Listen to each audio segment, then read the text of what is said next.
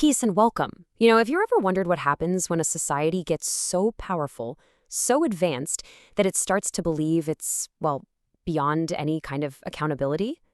Today, we're going to dive into a story from the Quran that deals with exactly that. The story of the people of Ad and their prophet Hud. These people, they were a mighty civilization, no doubt. But this is a timeless tale about the clash between divine guidance and good old human pride, and the consequences that always follow. So right out of the gate, we get hit with this unbelievably defiant statement. Just imagine a prophet of God coming to you, offering guidance, and this is the response you give. It's not just, hey, I disagree. It's a profound, dismissive indifference. It's a total shutdown, and it really sets the stage for everything that's about to happen.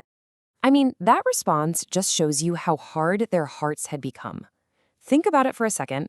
Have you ever known someone so completely set in their ways, so convinced they're right, that literally no amount of reason can get through to them? Well, that's exactly what was happening here. They were basically telling their prophet, go ahead and talk. Your words mean absolutely nothing to us. So, where did all this resistance come from? What was the source of this incredible stubbornness? Well, they didn't just reject the message out of nowhere. Oh no, they had a reason, a justification that they believed was completely rock solid. Let's take a look at what it was. And there it is. That's their big argument. Their whole worldview, their entire reason for rejecting the truth, was built on an appeal to tradition. This is how our ancestors did it, so this is how we're going to do it. It's a powerful argument, for sure, and one we still hear all the time today. But as we're about to see, it can also be a really dangerous trap. And right here, we get to the heart of the conflict. You've got two completely opposite ways of looking at the world. On one side, you have the people of Ad. They believed life was just this repeating natural cycle with no real divine purpose. On the other side, you have their prophet who's telling them, no, life has meaning. It's guided by a higher power, and everything you do has consequences that go way beyond this world. So this belief, this idea that life was nothing more than an ancient custom, it led them down a path of incredible confidence. I mean, they were sure of themselves. But as we're about to see, that confidence was tragically misplaced. It led them to a conclusion that would completely seal their fate. Okay, so let's just break down their thinking. It's a pretty simple three-step logic, but it's deeply flawed. Step 1, they decided that life is just this meaningless pattern we inherited. From there, step 2, they concluded, well, if that's true, then there's no afterlife, no day of judgment. And that led them to the final, fatal step. This false sense of security, this belief that they were totally free from any and all accountability.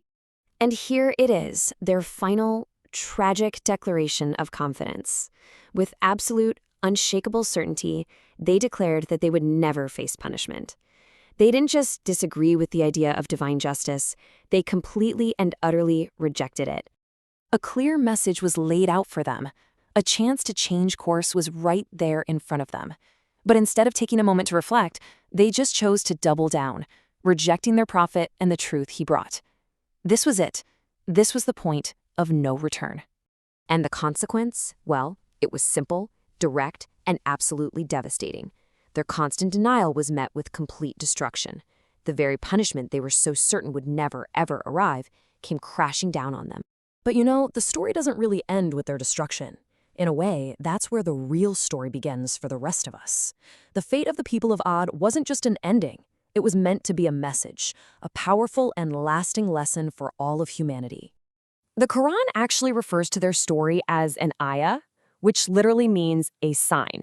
And this is such a crucial concept to understand. Their fate isn't just some old historical event you read about in a book. It's meant to be a living sign, a clear and present warning about what happens when arrogance and the rejection of truth take over. And yet, here's the difficult truth that the source points out. Even with such clear signs baked into our history, it says that most people still don't take heed. The warning is right there for us to see, but so many of us just choose to ignore it. So what does this whole story really tell us about the nature of God? At first glance, the conclusion seems to present a bit of a paradox. You have these two divine attributes that seem like they're in conflict. But as we'll see, they are in a perfect, profound balance. First, we have Al-Aziz, the exalted in might. This is the attribute of absolute, unstoppable power. It's the guarantee that justice will always be served. It's the reason that no act of defiance, no matter how arrogant, goes without accountability. This is the power that we saw unleashed on the people of Ad. But, and this is so important, that might is always, always balanced by Ar-Rahim, the merciful. This is the attribute of profound compassion. And here's the crucial part. The mercy always comes first. It's shown through sending prophets, delivering warnings, giving people countless opportunities to turn back to the right path. So, what does this all mean when you put it together? It's actually pretty simple. God's mercy, His rahmah, was shown by sending Prophet Hud, by giving clear warnings, by offering a chance to change. It was only when that mercy was rejected, when it was thrown back in their faces again and again, that His might, Al-Aziz, ensured that justice was done. You see? It's not a contradiction, it's a perfect balance. Mercy is always on the table, but accountability is never far behind. And so, this whole story leaves us with a question that echoes through the centuries. The people of Ad clung to their traditions, to the customs of the ancients. But what about us? What traditions, what customs, what societal norms do we follow without even thinking about it?